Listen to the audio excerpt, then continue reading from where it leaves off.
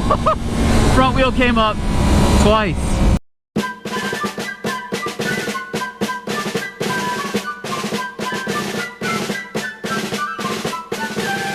Yo, what is up guys? DukeOfDC here. Welcome to another video, and today is my first time on a Yamaha R1.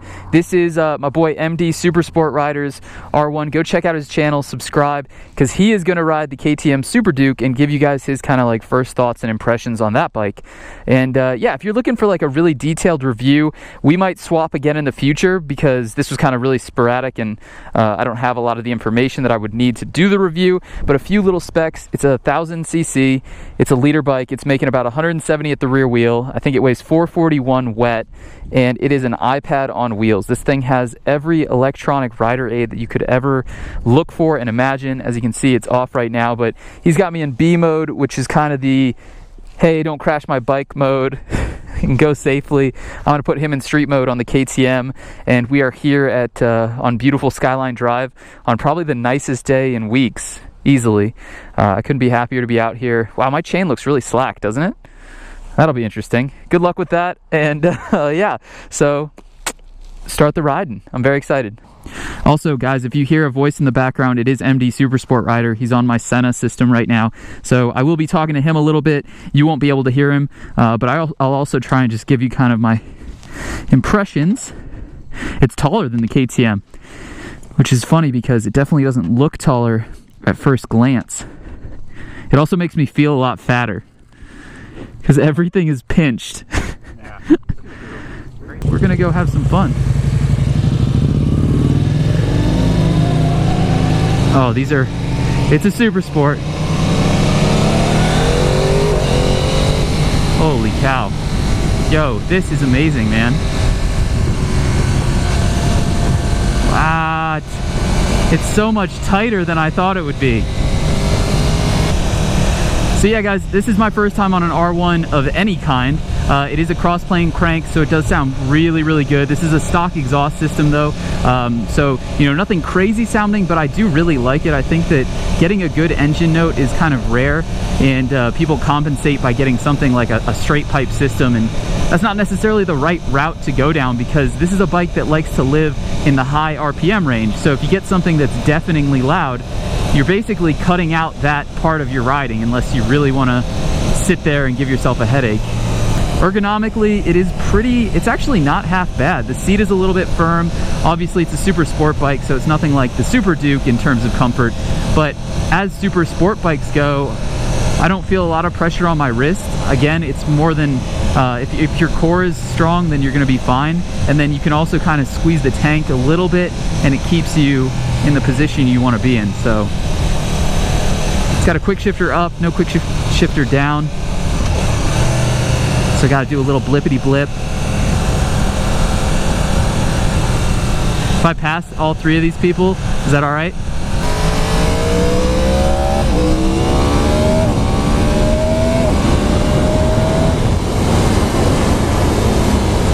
Oh guys, this bike is fast. This bike is very fast. It's a little faster than I should have ever been going on that road. Like this, there was no reason for me to go into third except for the fact that I was used to shifting, but I guess this is geared really tall. One of the main things I have to say is that this is incredibly smooth. I don't know how the suspension is set up on here, but it feels like you are gliding.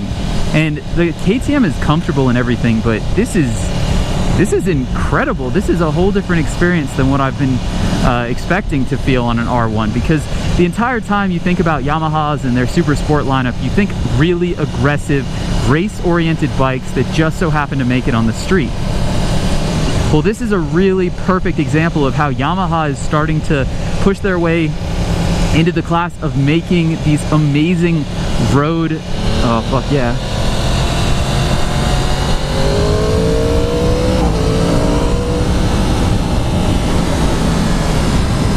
Leaving MD behind.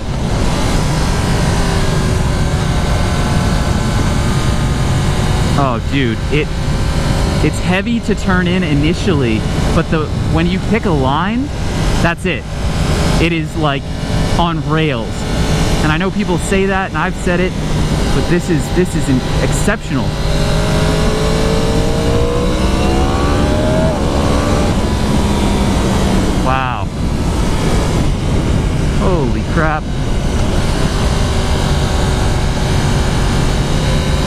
there's no reason to be in second. First gear will take you so far.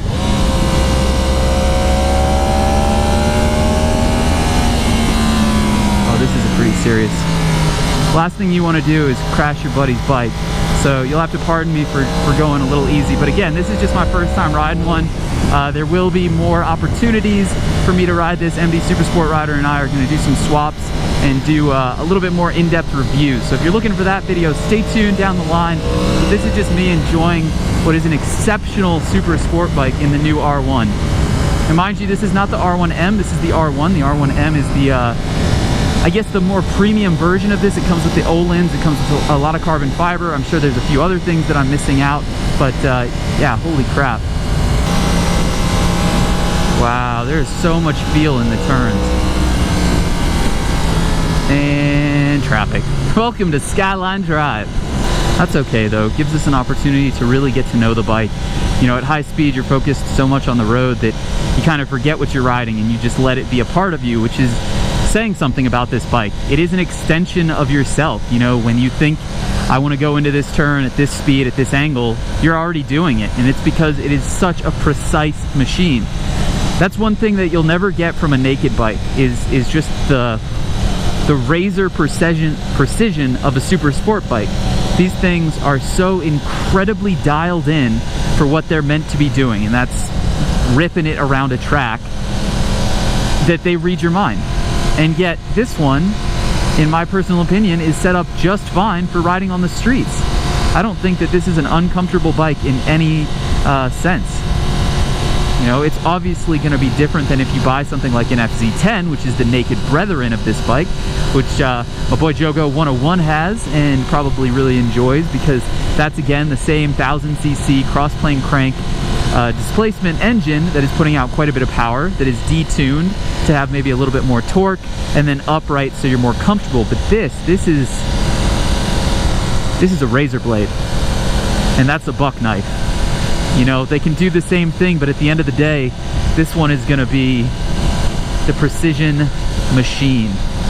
Yeah, if you guys want to see a lot more content on this motorcycle, go check out MDSuperSport's channel. He will definitely have videos on this going forward, as this is his brand new baby. He also has a V-Rod, and so you might see a few videos of that, but really awesome. I forgot I was in B mode. A mode is not something for me on my first ride on this, especially not on a road like this with some traffic. It's just not worth it. Oh, the brake indicator thing is so cool. Okay. Dude, that is so awesome. Oh, it's got a little, oh, it's like a fucking iPad. Thanks for letting me ride it, man. Appreciate it. This is thumbnail territory. Put me in A mode, yeah. Yeah, you want sport mode? Sure. Okay. I love these LEDs. They're so freaking cool. I bet it looks killer at night when it's coming up on you. Especially if you have both of these on. Dude, this brake sensor thing, I would just play with it all day. 50%, 100%. Woo! Oh, this is a whole different beast in A mode as well.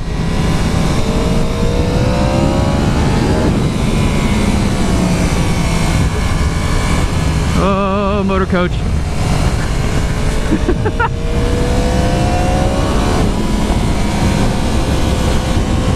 This is how you get kicked out of Shenandoah National Park forever. Come ride with us and just have fun. We'll get a letter in the mail. You, sir, are no longer allowed here. Oh my God, the acceleration is insane. You know, when you think of a Yamaha and you think of a super sport bike, an inline 4, you do have to consider, yeah, you need to spool it up to get some power, but once you get into that leader bike territory, there's power everywhere. There just is, and this is no exception.